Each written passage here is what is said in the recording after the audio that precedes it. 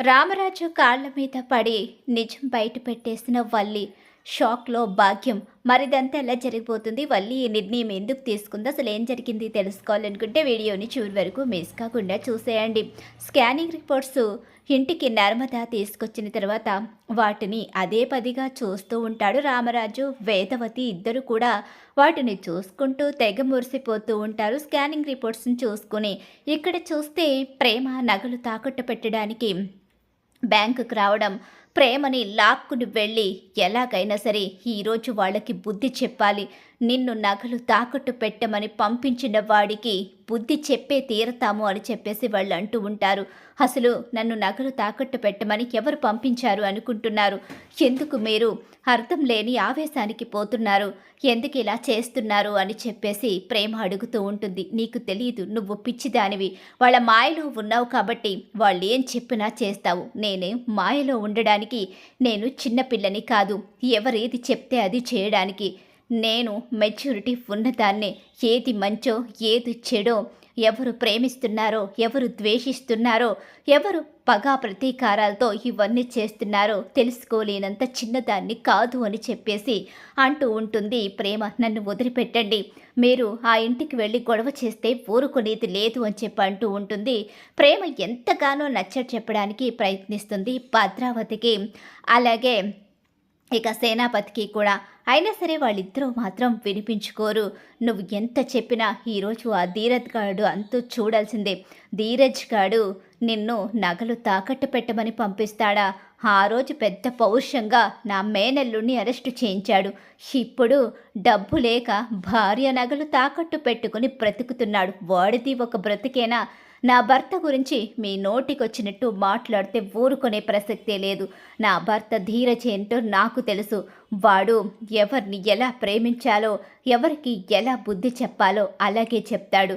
ఇప్పుడు మీరు కనుక గొడవ చేస్తే ఆ తర్వాత వాడేం చేస్తాడో మీరు ఊహించలేరు అని చెప్పేసి ప్రేమ అయితే చెప్తూ ఉంటుంది. వాళ్ళు వినిపించుకోరు కదా. ఇలా వాళ్ళు అక్కడి నుంచి అయితే బయలుదేరుతూ ఉంటారు చాలా కోపంగా. ఇక్కడ చూస్తే రిపోర్ట్స్ అవి చూసుకుంటూ, ఏమండి నాకైతే ఇక అమ్మాయే అమ్మాయే అనిపిస్తుందేంటి, ఏంటి నేను అబ్బాయి అని చెప్పాను కదా, అబ్బాయిలాగే కనిపిస్తున్నాడు.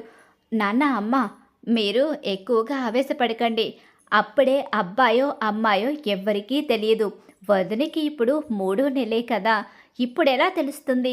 అందులో పోలికలు, అలాగే బిడ్డ గ్రోత్ ఇవన్నీ కూడా ఎలా తెలుస్తాయి? ప్రస్తుతం కడుపులో బేబీ ఎలా ఉందో అన్నది మాత్రమే ఆ స్కానింగ్లో ఉంటుంది. గర్భసంచిలో బేబీ హెల్త్ కండిషన్ ఎలా ఉందని మాత్రమే తెలుస్తుంది. మిగతాదంతా ఎలా తెలుస్తుంది? అవును అత్తయ్య, అలా ఎలా తెలుస్తుంది? ఇంకా ఇక లేత కడుపే కదా, అలాంటప్పుడు ఇవన్నీ ఎలా తెలుస్తాయి అని చెప్పేసి నర్మద కూడా అంటూ ఉంటుంది. ఇలా వాళ్ళందరూ కూడా హ్యాపీగా ఫీల్ అవుతూ, చూసావా మీ నాన్న చూసావా ధీరజ్ ఎంత సంబరపడిపోతూ, తనకి తెలియకపోయినా సరే అందులో తెగ చూసేస్తున్నారు. అవునవును, నువ్వేదో తక్కువైనట్టు, నువ్వు కూడా తమరికి ఏదో తెలిసినట్టుగా ఆ రిపోర్ట్ని అటు ఇటు తెగ తిప్పేసి చూసావు కదా. ఇప్పుడు నిన్నేమనాలో? మీ ఇద్దరి సంబరం చాలా బాగుంది. మీ ఇద్దరిని ఇలా సంతోషంగా చూసి చాలా రోజులైంది.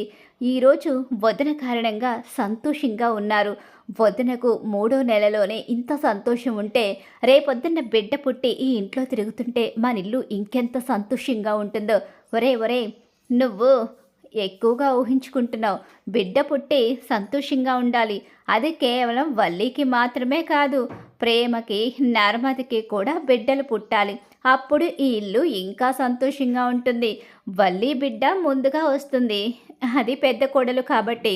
ఆ తర్వాత ఇద్దరు కోడళ్ళు కూడా మాకు తీపి కబురు చెబుతాను అనుకుంటున్నాను.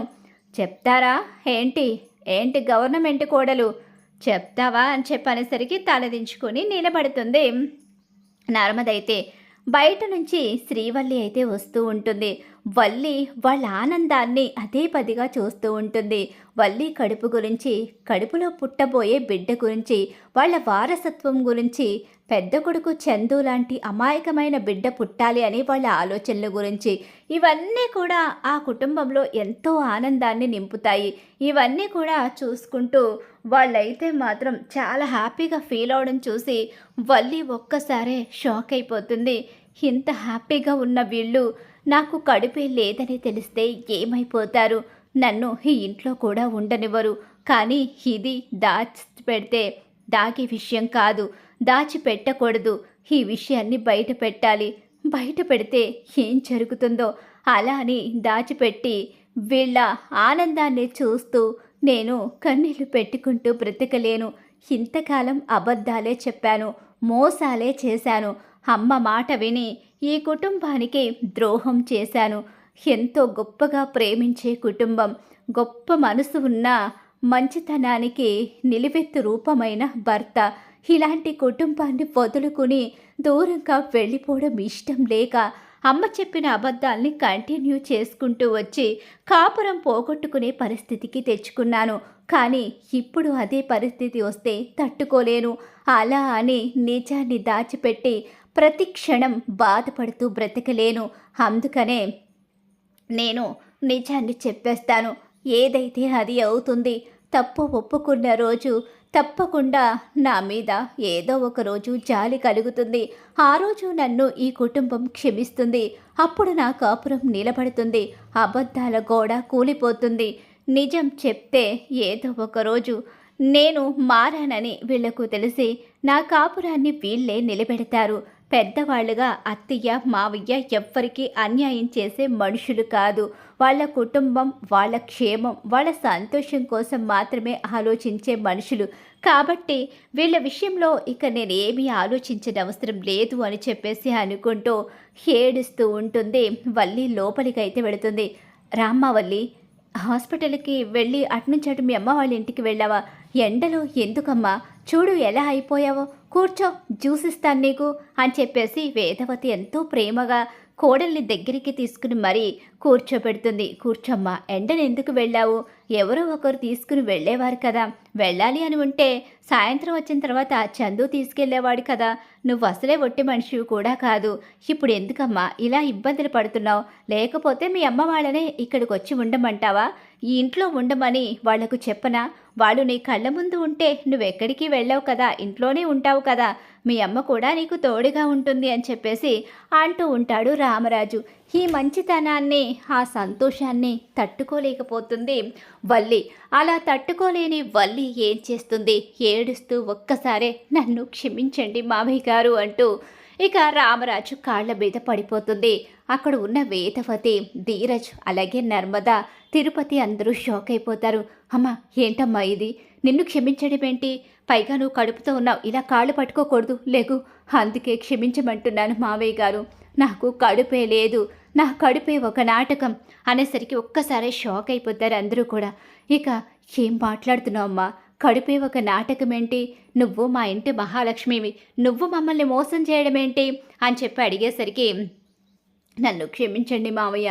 మా అమ్మ చేసిన తప్పులకు నేను బలైపోయాను. నేను నా భర్తని ప్రాణంగా ప్రేమించాను. కానీ ఏం చేయను? మా అమ్మ అబద్ధాల మీద అబద్ధాలు చెప్పి నా పెళ్లి చేసింది. ఆ తర్వాత కొన్ని నిజాలు తెలిసి నా భర్త నన్ను తరిమేస్తే నేను ప్రెగ్నెంట్ అని చెప్పి డాక్టర్ చేత అబద్ధం చెప్పించి మరి నా కాపురం నిలబెట్టడం కోసం మా అమ్మ ఇలా నాటకమాడి నన్ను ఇక్కడికి పంపించింది. నేను ఈ భారాన్ని మొయ్యలేకపోతున్నాను.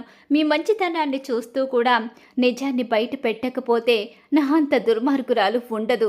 నన్ను క్షమించండి, నన్ను క్షమించండి మావయ్య గారు. నేను చాలా పెద్ద తప్పు చేశాను. మా అమ్మ కారణంగానే ఇదంతా జరిగింది అని చెప్పి నిజాలన్నీ కూడా కాళ్ళ మీద పడి బయట పెట్టేసి తను ప్రెగ్నెంట్ కాదు అనే నిజాన్ని చెప్పేస్తుంది. ఒక్కసారి అందరూ షాక్ అయిపోతారు. ఇక ఈ విషయం తెలుసుకున్న భాగ్యం ఆనందరావుకి ఊహించని షాకే ఎదురవుతుంది. వల్లి తన మామగారు కాళ్ళ మీద పడి నిజాన్ని బయట పెట్టేసింది. ఇక భాగ్యం చేసిన మోసాలన్నీ కూడా రామరాజు ముందు బయట పడిపోయాయి అన్న విషయం ఇక భాగ్యానికి ఆనందరావుకి తెలుస్తుంది. ఇద్దరికీ కూడా చాలా పెద్ద షాక్ ఎదురైపోతుంది. నిర్ఘాంతులై నిలబడిపోతారు. ఇక అయిపోయింది, అమ్మడు నిజం బయట పెట్టేసింది, ఇప్పుడు అమ్మడు కాపురంతో పాటు మన ప్రాణాలు కూడా రిస్కులోనే ఉన్నాయని చెప్పి వాళ్ళిద్దరూ గజ గజ వణికిపోతూ ఉంటారు. అలా భాగ్యానికి ఊహించని షాక్ అయితే ఎదురవ్వబోతుంది. ఆ షాక్ తన కూతురైన వల్లియే ఇవ్వబోతుంది. మరి ఖచ్చితంగా రాబోయే కథలు ఇలా అయితే జరగబోతుంది. ఇలానే జరగాలని మీరు కోరుకుంటున్నారా? అయితే వీడియోని తప్పకుండా లైక్ చేసేయండి. మీరు ఇచ్చే ఒక్క లైక్ సపోర్ట్ అండ్ ఎంకరేజ్మెంట్గా ఉంటుంది.